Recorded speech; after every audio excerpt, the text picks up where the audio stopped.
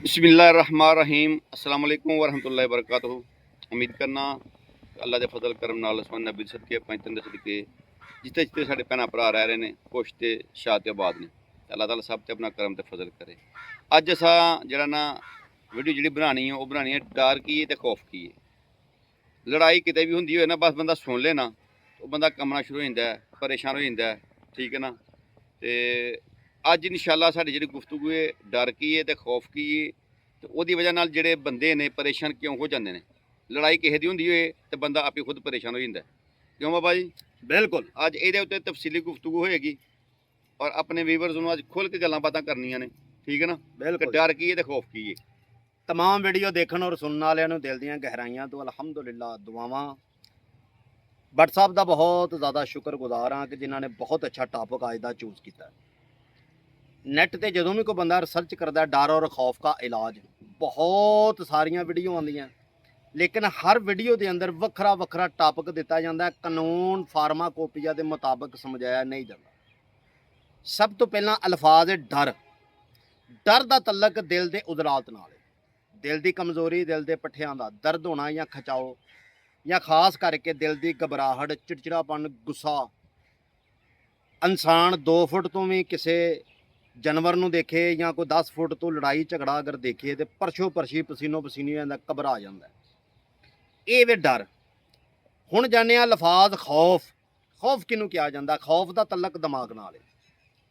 दिमाग के अंदर हल्की सोजिश, खून की गर्दिश उत्ते कम होवे, हराम के अंदर सोजिश होवे ते दिमाग के अंदर एक तस्वीर क्रिएट हो जाती है। ये तस्वीर जो क्रिएट होंदी है दिमाग उन्होंने सिग्नल फोन नहीं करता। मेदा तबखीर वालीअम 4 होंदा है, इंसान के दिमाग च जो आंदा उन्होंने महसूस भी होंदा है। बिल्कुल उन्होंने कहते हैं खौफ। खौफ का तलक 2 सबक तुहां सीखे ने अज। खौफ का तलक दिमाग नाल है, डर का तलक दिल नाल है। हुण चलने दा परहेज़ की है, बाद च इलाज, तशखीस, मजाज, गदाज सब कुछ तुहानूं दस्सिया जाएगा तफसील दे नाल। अगर तुसीं ये वीडियो नूं प्रॉपर देखदे जे अल्लाह की पाक रहमत नाल तुसीं घर बैठ के अपना इलाज 100% कर लोगे। हुण जाने मालक रहमत आ फरमाए कि इहदे च मजाज की है। सफरावी सदावी मजाज है। सादे लफ्ज़ां दे विच आख्या जावे ते खुशकी, सर्दी, सर्दी व खुशकी। कुछ 70 तो 65 मरीज़ ऐसे भी असीं देखे ने जिन्हां दा गर्म खुश्क, खुश्क व गर्म मजाज च भी ये मसला हो जाता है। इहदा इलाज तुहानूं अलहमदुलिल्ला ऐसा दसांगे कि पहली खुराक दे नाल ही दिल शेर जिहड़ा जवान ते बहादुर हो जाएगा। क्या बात है, क्या बात है। अल्लाह तुहाडे वक्त बुलंदा ता फरमाए। एक असीं पिछे जी भी वीडियो च बात कही ही कि साडी वीडियो अरसालियां या कापियां तो पढ़ के नुस्खे नहीं दिते जाते, हड्ड और जग बीते होंदे ने। कोशिश करया करो कि साडे चैनल नूं सबसक्राइब करना है, वीडियो शेयर करनी है, कम से कम 5 बंदियां नूं शेयर करनी है, तुहाडी जिम्मेदारी बनदी है। हुण चलने आ कि बाबा जी की गज़ा की है। नान पकौड़े, बर्गर, शारमा, तली हुई चीज़, पराठा वगैरह, fast food, young food but सब बंद कर देना। ठीक हो गया। यक ठंडा पानी नहीं पीना। हुण जाने आ कि बाबा जी ये फायदेमंद किहड़ी चीज़ है। ड्राई फ्रूट जिन्ना भी तुसीं खा सकते जे। अगर दे नाल बैड कैलेस्ट्रोल है, जोड़ो किसट है तो यकीनन अपनी जबान की फोटो भेज के तुसीं घर बह के तशखीस करवा सकते जे। मामूली जी फीस है, क्योंकि फिर खुश्क गर्म या तर खुश्क होएगा मजाज तुहाडा। हुण जाने आ कि नुस्खा की है।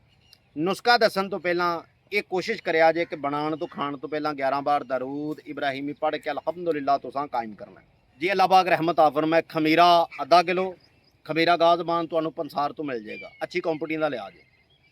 ਇਹਦੇ ਨਾਲ ਅਲਹਮਦੁਲਿਲਾ तुहां 2 कुश्ते ਲੈਣੇ ਨੇ ਹਕਾਨੀ ਦੇ ਜਾਂ ਹਮਦਰਦ ਦੇ ਤੁਸੀਂ ਲੈ ਸਕਦੇ ਜੀ। ਕੜਛੀ ਦੇ ਵੀ ਚੱਲ ਜਾਣਗੇ।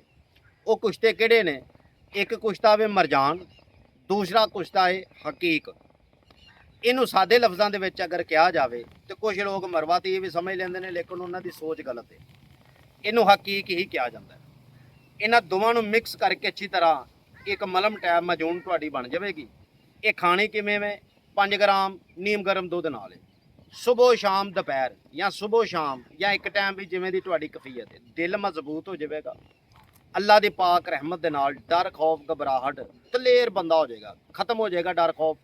अल्लाह दी रहमत नाल चेहरे ते लाली, थकावट और दिल दी स्पीड प्रॉपर हो जाएगी जी। भट्ट साहब बहुत मेहरबानी, बहुत शुक्रिया। तो दोस्तों अल्लाह ने